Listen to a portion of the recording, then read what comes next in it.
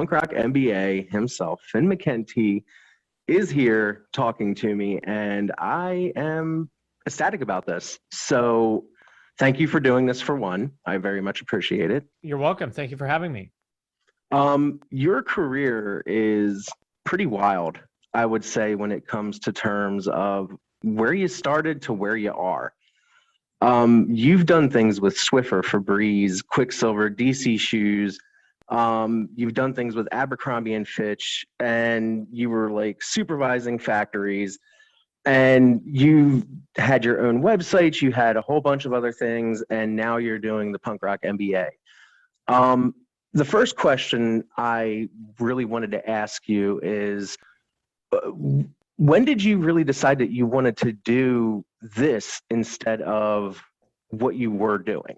Well, I don't think that what I'm doing now is instead of that stuff, because I still think of myself as the same person, and YouTube is not the only thing that I do. Correct.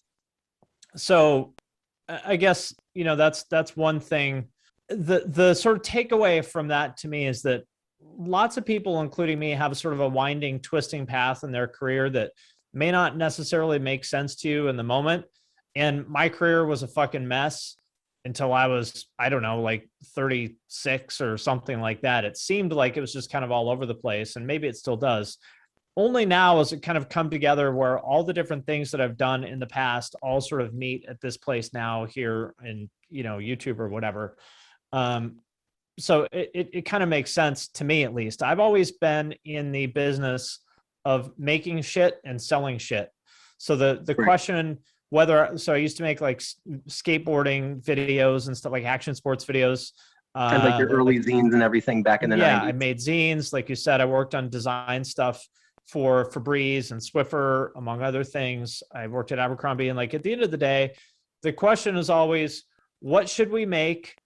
Who should we make it for? And how do we sell it to them?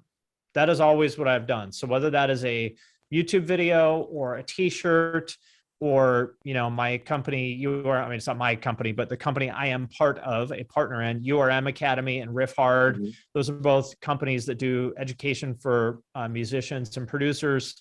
It's always the same question to me of like, what should we make? How do we make it? And then how do we sell it to people? When I decided to do YouTube was 2017. I had been blogging and doing zines and stuff since like the early 90s. And my approach is always like, wherever people's attention is, that's where I want to be. For example, I'm recording this right now on Twitch. I just started doing Twitch in like July or something like that of this year. So like, 5 months ago or something. Because anytime I see that people are allocating their attention somewhere, I'm like, well, I'm in the business of selling shit to people. So I need to understand what they pay attention to and why, and what are the dynamics of that platform. And I want to be there. So I never anticipated that YouTube would be this successful for me, and that it would be like, it's not my full-time job, but it could be. I make enough off of it that I could live off of it if I wanted to. I never expected that. I was like, man, if I ever get just like 10,000 views a video, I'll be like really stoked on that. And now I get way more than that, and that's amazing. But that's kind of when I decided I wanted to do it, was 2017, when I had quit my previous job, started the job that I have now, and finally had kind of the space in my life to, really give it the attention that it needs, because it is a lot of fucking work. Yeah, definitely is. Now, I mean, you just said something that made me think back to your Instagram story earlier today about how you and your wife were both on welfare when you were younger. And, being rich or having money does not solve all your problems, which is what you said, but not having the money makes your problems increasingly worse. Sure does. So, and I understand where you're coming from about always wanting to grind and always wanting to hustle, because that's something that I find a lot of people don't understand, because as you said, with me as well, I was in my 30s before I was like, okay, I actually have to figure out my fucking life. Like, and as you said earlier too, you waste 15 years at that point trying to figure out who you are and what you want to do. And then finally, by the time you're ready, you're like, what's next? Yeah, where do I start? Right. You just don't want to go back to where you were. And that's always, you're trying to push yourself further and faster and harder. And it's just one of those constant grinds to never go back to where you came, even though you remember your roots. I couldn't agree more. So I wanted to ask more a little bit about the URM Academy. Yeah. I know that you said that you guys do all of that for the producers and everything. So I know that you worked with, or was it that offers tracks from albums like From a Day to Remember, Meshuggah, Opeth, Lamb of God, and Bring Me the Horizon. And probably, I think we're live up to stream like sessions with 75 those. sessions now. Yeah. So Yeah, you do those are a live few of stream them. sessions and everything. What exactly are the live stream sessions that you guys do for those that may not know? Yeah. So the way it works, if you go to nailthemix.com, that's kind of our flagship product that you may have been familiar with if you're kind of in the music production world. The way it works is every month we have a different producer and a different artist on. For example, this month we have Aaron Pauley mixing his band of Mice and Men. We've also had like Periphery, Gojira, Meshuggah, Fall Out Boy, A Day to Remember, Bring Me the Horizon, Neck Deep, Suicide Silence, Lamb of God, Opeth. I don't know. We're up to like 75 now. I don't remember all of them. But every month there you get the actual raw multi-tracks from a new song by a new band. These are the literal actual files pulled right off the producer's hard drive that they used on the album. You can download those, drop them into Pro Tools or whatever, and mix them on your own. And then at the end of the month, the producer who mixed the song comes on and does a live stream where they show how they did it. And then you can compare your work to theirs and ask them questions like, oh, like I had a really hard time, working with that snare. Like, how did you do it on the album? How did you get the top end to cut through without overwhelming everything? That kind of thing. So basically it's like, it's the way that people have always wanted to learn how to make music, but until we came along and did it, it just didn't exist. Dude, that's awesome. Like, I mean, to actually sit there and get into the producer's mind of what they were doing, I find that to be absolutely incredible. I always like behind the scenes stuff, whether it's from like professional wrestling to music to whatever, because it's always behind the scenes is always just better to me to see how the magic is created, so to say. One other thing that I wanted to ask you is your BJJ, your Brazilian Jiu-Jitsu. Yes. You say that you were a shitty purple belt. That is correct. But you were a very good blue belt. Why do you think that you are a shitty purple belt? Is it because you took the time off, or is it because you... Well, I just got my purple belt like 6 months ago. Okay, yeah. So it's just a joke about like, a lot of people say that when they get promoted, that they feel like they don't deserve their new belt, because they're back to being ground zero again from everything that they learned previously. Yeah, exactly. And I feel like you've actually taken a lot of the Brazilian Jiu-Jitsu motto of win or learn to your everyday life when it comes to the grinding and the creating and the keeping going, because you don't lose, you just keep going forward, and that's what it is. You learn, you go, and that's how you do it. Yeah, I mean that's the way jiu-jitsu works. My wife today earlier, I noticed that Russell Brand just got his purple belt, and we're big fans of his, the comedian, but he's now like a really insightful kind of like political commentator guy. Yeah, he changed up completely. Yeah, he's fucking brilliant. I love him. Yeah. And she was like, what the fuck? Why do like all the people, and like Buddy from Senses Fail is a purple belt, Matt from Trivium is a purple, Danny Mullen, the YouTuber, is purple. She's like, what the fuck? Like, why are like all these people, in our kind of world, that we watch and stuff, why does everyone do jujitsu? And like, why are you guys all purple belts? And, I think it's just, if you're the sort of person that wants to challenge yourself and push yourself in uncomfortable ways, then I think jujitsu applies, it's going to appeal to you, because it is fucking hard. It sucks. Like I get smashed all the time, everybody does. And to get to like purple belt, you're going to get your ass beat literally thousands of times. Thousands of times. I've trained jujitsu 2 to 5 days a week for years and years and years. And I get my ass kicked several times, at each one of those sessions. So you experience a lot of ego death, you know, to get to purple ball, Right, like right. on the one hand, you're like, oh, I'm a purple. Like I guess I know something now, but it doesn't feel that way because you know how much you got beat up to get there. And I think there's just a lot to learn about life from that. And it's just, if you stick it out that long, you're the type of person that is willing to basically eat a lot of shit to get where you want to go. I think that's what it Yeah. comes down to. Yeah, that's actually a very good point, and I didn't even think about it that way, honestly, because you do humble yourself a lot, Yes. and get the shit kicked out of you. And as I was saying, that's a very strong connection to life itself. You've got to be very willing to be humble and eat a lot of shit and get Yep. kicked around, but still continue to go. And And definitely business. I mean, that's definitely the business. story of business. Yeah. I mean, with your podcast, I mean, how many podcasts have you put out that you loved and you thought were great and it's like the best thing ever, and you put it out and people either didn't like it or more than Right. likely just didn't give a shit, Right.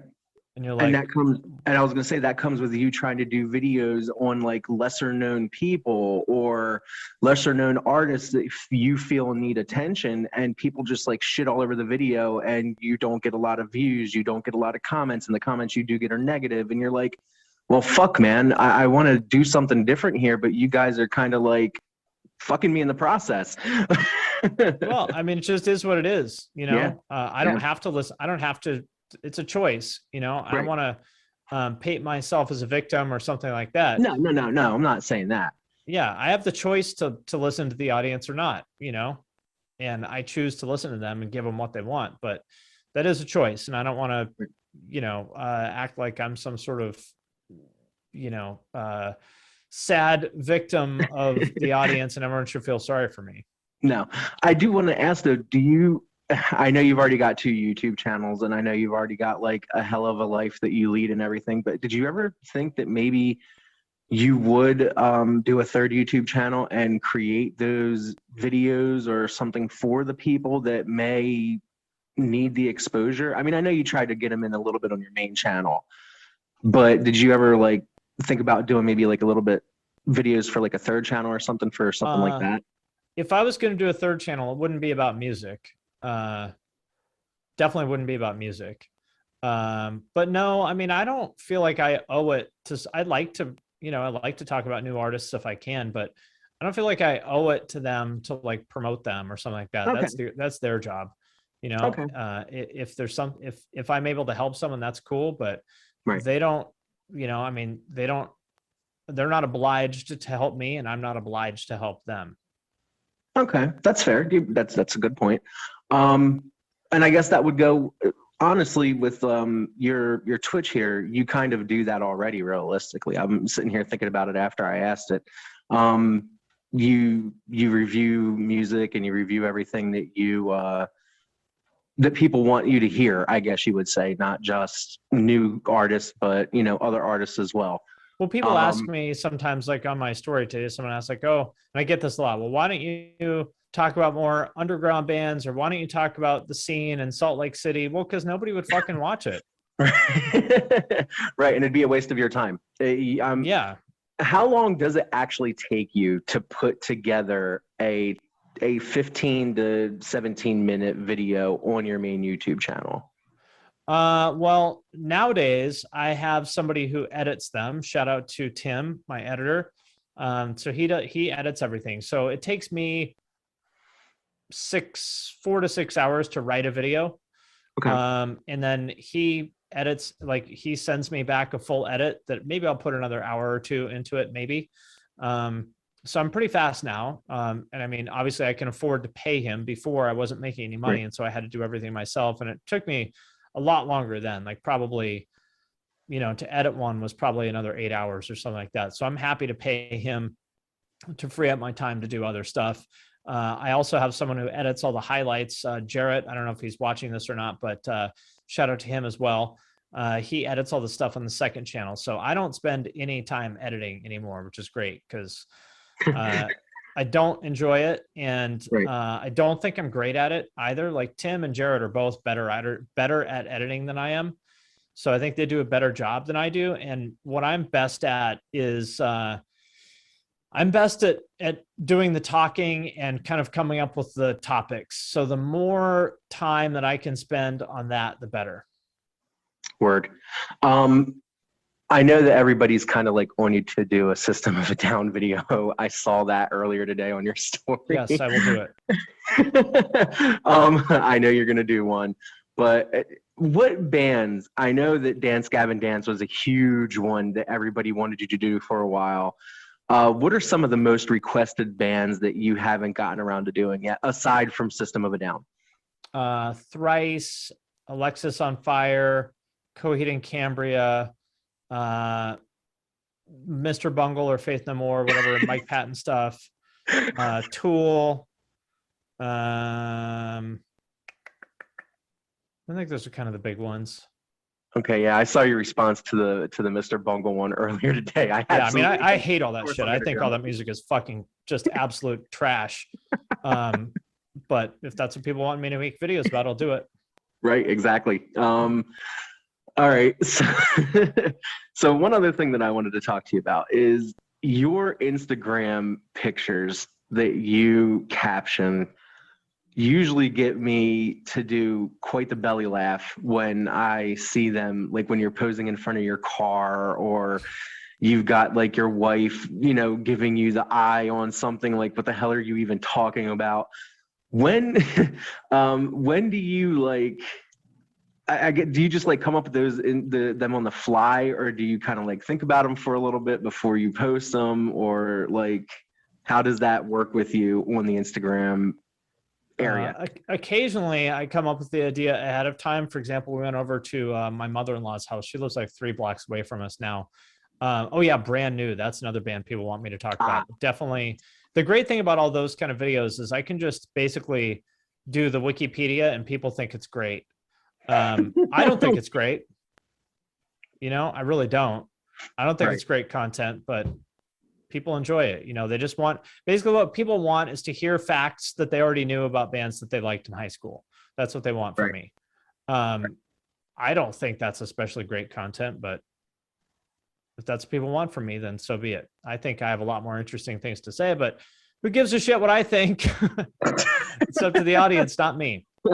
I love when you like break things down. I really do. Like I love when you break down like the guitars or the breakdowns or the riffs or the vocals like you do on your Twitch. Like I really enjoy listening to how you break things down, and your Twitch comments are very super chill. Like how the hell did you stumble upon such a cool like Twitch fan base currently? Because man, I have no idea how you're doing it. Everybody's not like, what Twitch is usually. I don't actually like. I've never watched more than like 5 minutes of Twitch, so I don't even know what it's usually like.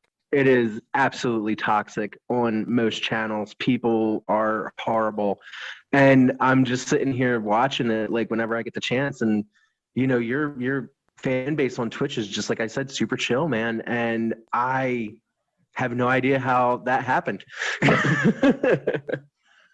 Yeah, I don't know. And the difference between Twitch and YouTube is that if someone's being a dick in the chat, I can call them out in real time and either ban them or humiliate them. Whereas on YouTube, it doesn't work that way. So I think it's about I think it's about setting an expectation about culture early on, the same as running a company. I don't know who came up with this, but it's a good phrase or a good motto is you get more of the things that you tolerate. So if you tolerate people at your company being passive aggressive to each other or sloppy or rude or whatever it is, you're going to get more of it. And it's the same thing with the culture on comments, like internet comments. But like anybody that's like a passive aggressive dick on my Twitch and chat is going to get banned because I don't give a fuck. Like that, those people are just not fucking welcome. Right. So if you're going to show up and be an asshole on Twitch, then you're done. Right. I would do that on YouTube, except it just isn't possible. So I think that's just setting the expectation, I think, is the key. And then also that goes into real life as well too, because I've seen many a times where you've said that like people that meet you are super chill, they're super cool, they talk to you regularly, but you get a lot of keyboard warriors that try to come at you on YouTube and everything, but like you've never had one bad experience with like meeting anybody personally, like as a fan or anything like that, right? No, never. Yeah, that's fucking crazy how that works, right? I mean, I hear that from lots of people in bands and stuff too. I think it's pretty, people, it's Yeah. just obviously if you can hide behind your phone, you're going to be willing to run your mouth a lot more than if people know who you are. And that's the difference for any of us that are creators, that are public figures, Yeah. know who you are. So you have to answer for what you say in a way that's not true. If you're just some random nobody, you don't have to answer for your words as much. Correct. Okay, I'm gonna ask you one or two more questions and then begin to wrap it up because I know you want to, get back to your stream and everything. So I know this is going to be like a total basic bitch question, but it's something that I have to ask for somebody that has, as you said earlier, taken so many twists and turns with their career. Sure. Where do you see things for Punk Rock MBA in the next few years? Well, I don't think that's a basic question at all. I think that's a really hard question. And the answer is I don't know, but I want to keep this going as long as I possibly can. One of the things I need to work on for myself is setting more ambitious, quote unquote, unrealistic goals. One of my good friends and business partners is named Al Levy. He's the CEO of URM Academy. We've been friends and worked together for like 10 years. I talk to him more than anybody other than my wife. And one thing I've learned from him is he is incredible at making unrealistic goals realistic. For example, he got his band signed to Roadrunner and Century Media back in the day. He started URM Academy. Like he's done all this other shit that I have thought, and he lost like 200 pounds maybe in like a year and a half. Oh, and shit. many times in the time that I've known him, he said he was going to do something that I thought was stupid and unrealistic and there's no fucking way he was going to do it. And then he did it. And like, I was like, dude, you're not going to lose 200 pounds by October of 2019, dude. It's not going to happen. Well, he did. And so that's really been, I've learned a lot from that, and I'm trying to challenge myself to set bigger goals, because I think in the past, maybe I've held myself back by not thinking big enough. The video I did today about Ice Nine Kills is a great example of this. I thought Spencer was full of shit. I thought Mike was an idiot, their manager, for like believing in this band. Well, they were right and I was wrong. Right. So for me, I've sort of in the past been like, well, maybe I'll do this for another year or two and then I'll, just quit and do something else. And if that happens, that's okay. But I want to challenge myself to think bigger than that. And I want this to keep going. I want this to still be relevant in 5 or 10 years. And there's no reason why it can't be. There's no reason. Any obstacles are self-imposed by me. There is no reason why I can't be doing this in 5 years and making the same amount of money or more as I am right now. No reason. Dude, that's absolutely like the perfect thing that I could hear you say, honestly, because, I doubt myself all the time. I am my own worst enemy. I think we all are. But the difference is to get into that mindset of doing those bigger goals, getting yourself out of your comfort zone and believing in yourself, because no matter what, you are going to always have to be your biggest fan in this fucking cold ass world. Absolutely. If you don't look out for yourself, nobody else other than your mom is going to. Right. Just a fact. So to be specific, the one thing that I think will happen is I think my second channel will end up, which is just my name, Finn McKenty, which is my podcasts and Twitch highlights. I think, and I want to maybe do some vlogs and stuff on there too. I think that might end up overtaking my main channel. It might. and I hope it does. That would make me happy, because I think that content is better, honestly, and I think it's more fun for me to make. It's easier for me to make, and it's on track. Like right now, I got about 1 million views on my main channel last month, and I got like 750 or 800,000 on my second channel, and I've only It's had this coming up. channel really since like July or something, or Yeah, maybe almost right around the time you started your Twitch. yeah, basically. Yep. I mean, I've had the channel, but I didn't do much with it. Right. So at that rate, it should overtake my main channel in a couple months, and I hope that that's the case because there's a lot more room for me to breathe and do different things and stuff like that on my Finn McKenty channel rather than the Punk Rock NBA, which is not to say I would stop doing the Punk Rock Right. NBA, but Yeah. I'd be happy if I did 1 or 2 Punk Rock NBA videos a month or something, and then like 10 or 15 on my, Finn McKenty channel. That would be cool to me. That would be very awesome. I think that's a real high note to leave the interview with, sir. You've kind of laid out a battle plan for the next couple years. You've said some damn inspirational things to people who may be doubting themselves or having issues with getting things started. And I Nothing wrong with appreciate. doubting yourself. Just don't let Yeah. it stop you from moving forward. That's absolutely 100% true. And I thank you from the bottom of my heart for you doing this interview with me, sir.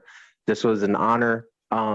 You are an amazing person, and thank you again for your time. I don't know what else to say. Well, thank you for thinking. I appreciate the opportunity. Or do you have anything you would like to promote before we get out of here? I would like to promote critical thinking. I would like Yes. everybody, if you're listening to this, think about, just put a little bit of conscious effort into questioning your assumptions about the world and the way that you think. And if one of your assumptions doesn't hold up to reality, change it. That's what I would like to promote. Better critical thinking. Always Word. be changing, always be questioning what you believe and changing your beliefs if they don't match reality. Whew. Yeah, there's a lot of people that need to hear that in 2021. All of us do. Every single one of us. Yeah, you're right. So again, thank you for your time, and I appreciate everything that you have done for not interviews. Damn, I'm sitting here talking about myself, but for reviewing and everything for all the bands that are up and coming, or even the bands that are out there, and all the things that you do behind the scenes. Because behind the scenes is, I guess you would say, like I said earlier, where the magic happens. So there we go. all right, thanks a lot, man. Thank you. Bye.